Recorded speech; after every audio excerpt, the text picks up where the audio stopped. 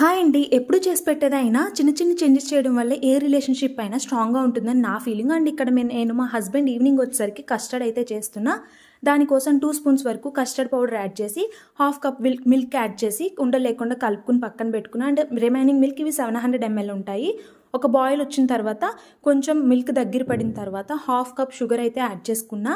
Sugar అనేది మీకు నచ్చినట్టు చూసుకుని వేసుకోండి. అలా యాడ్ చేసుకుని షుగర్ మొత్తం కరిగిన తర్వాత ఆ కస్టర్డ్ అనేది కలుపుకొని పెట్టుకున్నాం కదా, దీనికి ఒకసారి తిప్పుకుంటూ వేసుకోవాలి, లేదంటే ఉండలు పట్టేస్తుంది. 5 మినిట్స్కి చూసారా ఎంత థిక్గా అయిపోయిందో. అది కొంచెం చల్లారిన తర్వాత 2 అవర్స్ రిఫ్రిజిరేటర్లో పెట్టి తీస్తే ఇంకొంచెం థిక్గా అయిపోతుంది.